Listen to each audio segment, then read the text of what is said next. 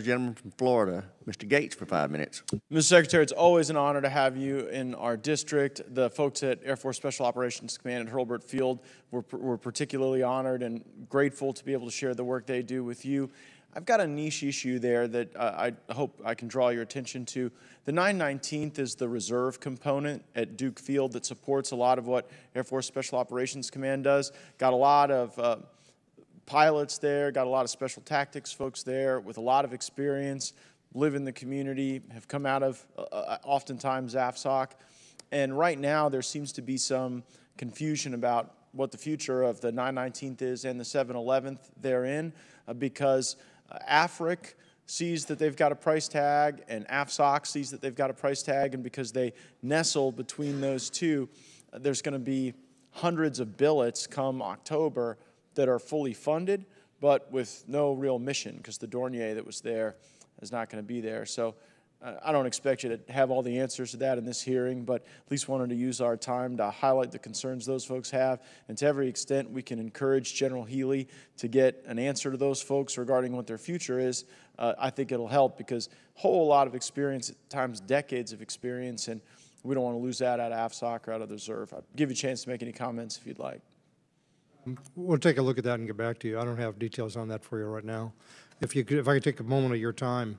My visit, first district visit I made to your district, I think was one of the most memorable moments of my tenure in office and probably of my life, which was the Doolittle Raider last toast.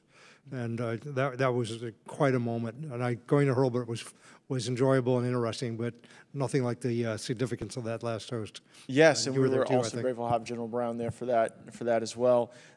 General Brown, I do have to ask you a question that sort of stems from what Ms. McLean was asking about. She showed you this curriculum from the Air Force Academy, and she asked you why the terms mom and dad were disfavored.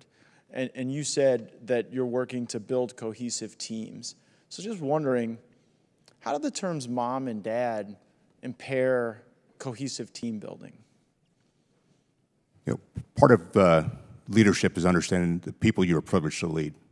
And as you have that opportunity, you get to know them. And every one of us grows up differently and has different experiences, different backgrounds. And we can't assume when we engage with them.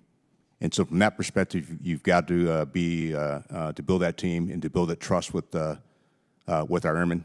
And in part because that trust is part of the cohesion that gives you the strong team to be able to go execute what the nation asks us to do. I understand better than most that families at times aren't defined by blood or even paperwork, and I know you have to recruit folks from different family environments into the Air Force.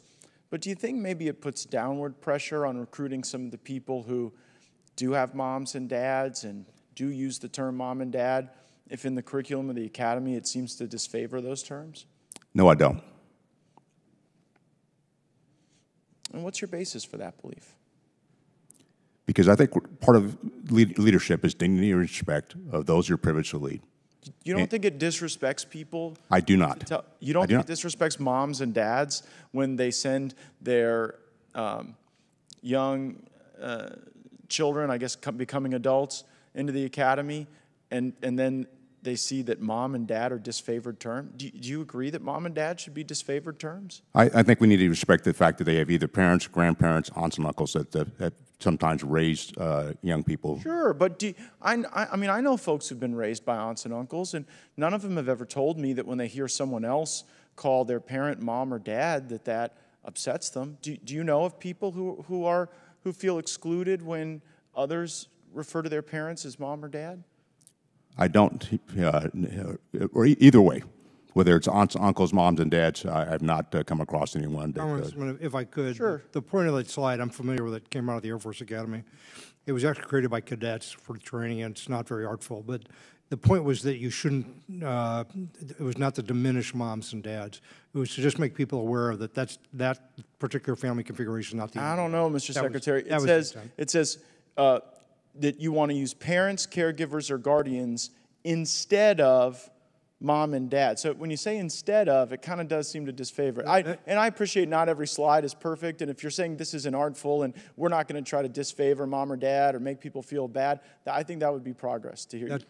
You're correct. It was Okay, inartful. great. I don't think they're using that slide anymore. And one thing the chairman and I certainly would not take exception with is that you seem to favor the term y'all. So no objection there.